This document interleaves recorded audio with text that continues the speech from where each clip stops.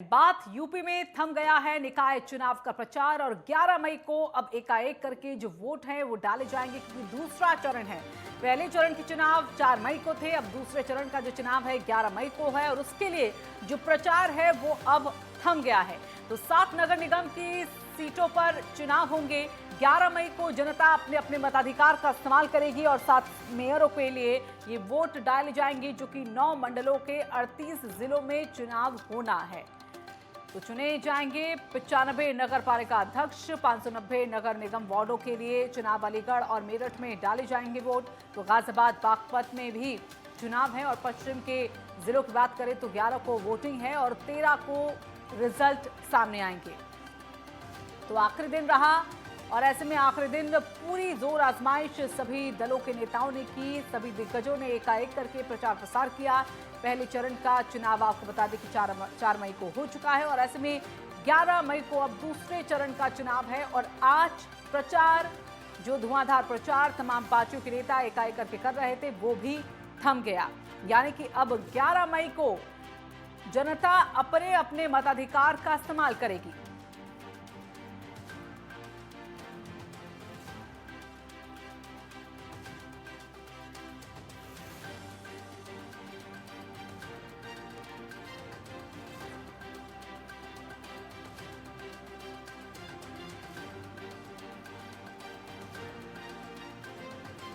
तो पहले चरण का चुनाव खत्म हो चुका है, अब दूसरे चरण की बारी और प्रचार फिलहाल खत्म हो गया है। आजमगढ़ से हमारे साथ हमारे सहयोगी राम अवतार जुड़ गए हैं, सीधा उनका रुख करते हैं और इसके साथ ही एक एक करके कई और जगहों से भी हमारे सहयोगी जुड़े हैं, उनका भी रुख करेंगे। राम, सबसे पहले आपसे जानना चाहेंगे क्योंकि आजमगढ़ को लेकर पहले से ही तैयारी की जा रही थी और जिस तरह से सपा का गढ़ कहा जाता है और फिर अब बीजेपी धुआंधार जो प्रचार कर रही है, उसके बाद क्या समीकरण, किस तरह की हवा फिलहाल वहां बनती हुई?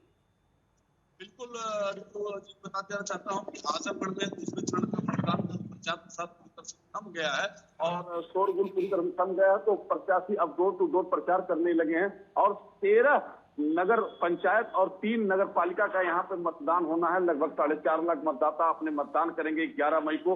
अब प्रशासन भी पूरी तरह से अलर्ट मोड में है, तो सभी प्रत्याशी अब अपने अपने जीत के दावे कर रहे हैं। लेकिन एक बार सांसद निरहुआ, जो दिनेश लाल यादव निरहुआ हैं, जो सिने स्टार है, वो आजमगढ़ के सांसद भी हैं और इन्होंने यहाँ पर एक कमल उपचुनाव के दौरान जो खिलाया है, इससे पूरी भाजपा को जहाँ उम्मीद जगी है, वही सपा अपने गढ़ को बचाने के लिए पूरी प्रतिष्ठा भी लगा दी है। साथ ही सभी नगर निकाय चुनावों में जहाँ पूरी तरह से समाजवादी पार्टी ने के दिग्गज नेता अपने अपने पूरी बल लगा करके और चुनाव प्रचार किया है, तो वहीं भारतीय जनता पार्टी के मंत्री से लेकर के सभी सांसद और सभी कार्यकर्ता भी आजमगढ़ में पूरी ताकत झोंक करके उन्होंने प्रचार प्रसार किया है। साथ ही उन्होंने हर वर्ग को रिझाने का काम किया था, चाहे अधिवक्ता हो, चाहे किसी भी प्रकार के किसान हो, व्यापारी हो, सभी लोगों को उन्होंने पूरी तरह से रिझाने का काम किया था कि और विश्वास दिलाया था कि जब तक भाजपा रहेगी तभी आजमगढ़ का विकास हो पाएगा। उन्होंने कहीं न कहीं सपा पे हमला भी करते हुए कहा था कि समाजवादी पार्टी के गढ़ में पहले कट्टे चला करते थे, लेकिन अब कलम चलते हैं और लैपटॉप और टैबलेट बंटते हैं। फिलहाल अब ये देखना है जनता का मूड क्या कहता है। लेकिन दूसरे चरण के मतदान को पूरी तरह से जहां 11 मई को शांतिपूर्ण ढंग से संपन्न कराने के लिए प्रशासन, जिला प्रशासन भी पूरी तरह से मुस्तैद है, कमर कस के सड़कों पर उतर चुका है और बिल्कुल, यानी कि पूरी यहाँ पर जो तैयारियां हैं वो यहाँ पर की गई हैं। अब बदायूं का रुख कर लेते हैं। नियाजी खान हमारे साथ, हमारे सहयोगी जुड़ गए हैं। नियाजी, आप बताइए बदायूं में किस तरह का समीकरण बन रहा है, क्योंकि हम आजमगढ़ की बात करें तो सपा और बीजेपी आमने सामने, तो ऐसे में वहां किस तरह का मुकाबला, क्या त्रिकोणीय मुकाबला या फिर आमने सामने की लड़ाई? जी तो बिल्कुल, मैं आपको बता दूं, जिस तरीके से बदायूं में अगर देखा जाए तो 7 मई के लिए जब से योगी आदित्यनाथ ने जनसभा को संबोधित किया है तब से लेकर अब तक बदायूं के सारे समीकरण ये बदलते हुए नजर आ रहे हैं। वहीं अगर हम समाजवादी की बात कर लें तो समाजवादी पार्टी ने अभी तक कोई भी अपना स्टार प्रचारक बदायूं जनपद पे नहीं उतारा ताकि वो अपने प्रत्याशियों का और अपने समर्थकों का मनोबल ये बढ़ा सके।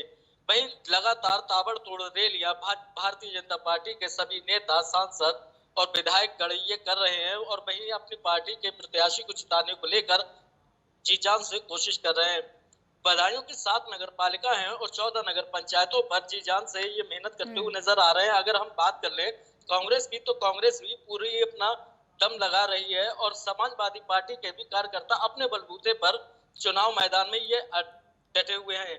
वहीं आज 9 मई के लिए के चुनाव प्रचार थम गया है, जिसको लेकर पुलिस प्रशासन के सख्त आदेश कर दिए गए थे कि 9 मई के लिए शाम 5 बजे से चुनाव प्रचार रोक दिया जाएगा। वहीं दूर जाकर अब सभी प्रत्याशी अपना चुनाव ये प्रचार यानी कर रहे कि हैं। कोई भी कोर कसर अब यहाँ पर नहीं छोड़ रहा है, इसलिए डोर टू डोर भी यहाँ पर कैंपेन अब भी चल रहा है। मोहित का रुख कर लेते हैं। मोहित हमारे साथ कानपुर देहात से हमारे सहयोगी यहाँ पर जुड़े हुए हैं। मोहित, वहां की क्या फिजा कहती है? क्योंकि चुनाव जिस तरह से ये बताया जा रहा है कि छोटा चुनाव है, छोटी सरकार है और ऐसे में कई मायने नहीं रखते लोगों के लिए, लेकिन इस बार जो पार्टियों ने जिस तरह का प्रचार अभियान चलाया है वो अपने आप में बतला रहा है कि कितना अहम ये निकाय चुनाव 2024 से पहले ये अपने आप में बतला रहा है। लेकिन स्थानीय मुद्दों की बात करें, स्थानीय जो जरूरतें हैं लोगों की जुबान पे, क्या वो मुद्दे अभी आ रहे हैं? बिल्कुल, तुम कहीं ना प्रचार जो है थम गया है और इसके बाद में कानपुर देहात में कोई भी प्रत्याशी किसी भी पार्टी का हो प्रचार नहीं कर पाएगा। अगर राजनीतिक मुद्दे की बात की जाए तो कानपुर देहात में पिछली बार जब नगर निकाय का चुनाव हुआ था तो सिर्फ एक बीजेपी के खाते में एक सीट गई थी, जो नगर पालिका पुखराया। कानपुर देहात में 13 नगर पंचायतें, जिसमें 2 नगर पालिका और 11 नगर पंचायतें हैं। 2,45,000 मतदाता यहाँ पर है और 11 तारीख को अपना मताधिकार का प्रयोग करेगा। अगर राजनीतिक पार्टियों की बात की जाए तो यहाँ पर अखिलेश यादव ने आज एक जनसभा को संबोधित किया और बीजेपी से डिप्टी सीएम यहाँ पर आए, तो कहीं ना कहीं दिग्गज जो नेता थे उन्होंने पूरी ताकत को झोंक दिया किसी भी तरीके से और कानपुर देहात में सम्मान बचाने का और प्रतिष्ठा बचाने की जो कवायद है वो नेताओं ने पूरी ताकत लगा दी है। यहाँ पर समाजवादी पार्टी और किसका बनता हुआ दिख रहा है वहां पर? देखो ऋतु, कहीं ना कहीं अगर राजनीतिक पार्टियों की बात की जाए तो कहीं ना कहीं समाजवादी पार्टी और बीजेपी में टक्कर मारी जा रही है, लेकिन कई ऐसी नगर पंचायतें हैं जहां से बसपा चुनाव जीतती हुई दिख रही है और जहां से कांग्रेस चुनाव जीतती हुई दिख रही है। तो कहीं ना कहीं ये समीकरण त्रिकोणीय बनता हुआ दिख रहा है, लेकिन टक्कर कुछ नगर पंचायतों में बीजेपी और समाजवादी पार्टी की आमने सामने दिख रही है। बिल्कुल बिल्कुल। अयोध्या का रुख करते हैं। अंशुमन तिवारी हमारे साथ जुड़े हुए हैं। अंशुमन, वहां का क्या समीकरण, क्या चीजें बता रही हैं? क्योंकि लोगों में पहले से ही उत्साह इसको लेकर साफ तौर पर देखा जा रहा था। विधानसभा और लोकसभा में जिस तरह की तैयारियां पार्टी करती थी, इस बार ये अलग ही देखने को मिल रहा है कि किस तरह की तैयारियां हैं वो निकाय चुनावों में भी देखने को मिल रही है। अभी फिलहाल वहां पर किस तरह की तैयारियां 11 मई को लेकर, वोटिंग को लेकर? 6 बजे ही अयोध्या सहित पूरे उत्तर प्रदेश में प्रचार थम चुका है। बीजेपी ने भी अपनी पूरी ताकत झोंक दी है, चाहे मुख्यमंत्री हो चाहे उप मुख्यमंत्री हो, लगातार दौरे पे दौरा कर रहे हैं। 2 बार खुद उत्तर प्रदेश के मुखिया योगी आदित्यनाथ अयोध्या आ चुके हैं। यहाँ के जो उनके प्रत्याशी हैं महंत गिरीश पत त्रिपाठी, उनके संबंध में उन्होंने जनसभा की। आज खुद उप मुख्यमंत्री केशव प्रसाद मौर्य भी अयोध्या दौरे पर रहे, जहां पे समाजवादी पार्टी की तरफ से कोई स्टार प्रचारक अयोध्या नहीं आया। उस पर भी उन्होंने अखिलेश यादव पर निशाना साधा कि अखिलेश यादव यहाँ अयोध्या नहीं आने जाते क्योंकि ये राम भक्तों की अयोध्या है। अयोध्या के जो विकास मॉडल है, जो राम मंदिर का मॉडल है, उसको लेकर जनता के बीच जा रही है और वोट की मांग कर रही है। क्योंकि अयोध्या पहले से ही बीजेपी की गढ़ रही है, इसलिए बीजेपी सीट को बचाने के लिए, अपने सम्मान को बचाने के लिए पूरी ताकत अभी तक अयोध्या में झोंक दी है। बिल्कुल। और ये चुनौती भी कहीं ना कहीं इस बार लग रही है कि क्या जो चेहरों को बदला गया है, क्या जो चेहरे पहले से थे जिनको टिकट दिया गया है, वो भी क्या कहीं ना कहीं इस बार सीटों को लेकर इधर से उधर स्थिति बनती हुई दिख रही है? क्योंकि राम अवतार हम लगातार देख रहे थे कि कई ऐसी सीटें जहां पर बीएसपी काफी अच्छे अंतर से आगे चल रही थी, लेकिन सपा का परफॉर्मेंस जिस तरह से पिछले कुछ निकाय चुनावों को लेकर बात करें तो अच्छा नहीं रहा है। ऐसे में बीएसपी क्या कहीं अभी खड़ी होती हुई दिख रही है निकाय चुनावों में?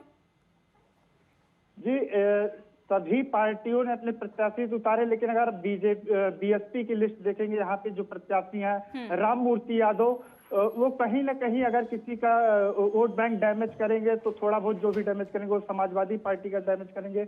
41 नई ग्राम सभा अयोध्या में जोड़ी गई है, जो ग्रामीण क्षेत्र था उसको अयोध्या नगर निगम में जोड़ा गया है। उधर ग्रामीण क्षेत्र में भी जो प्रत्याशी उतारे गए हैं वो जिस तरीके से बसपा ने उतारी, उनकी पूरी लिस्ट प्रदेश की देखी जाए तो कहीं ना कहीं बीजेपी को फायदा और सपा को नुकसान करती हुई दिखाई पड़ेगी।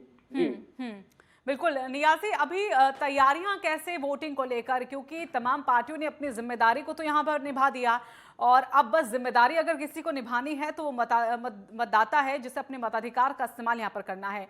तो ऐसे में किस तरह की तैयारियां, प्रशासन किस तरह से तैयार दिख रहा है?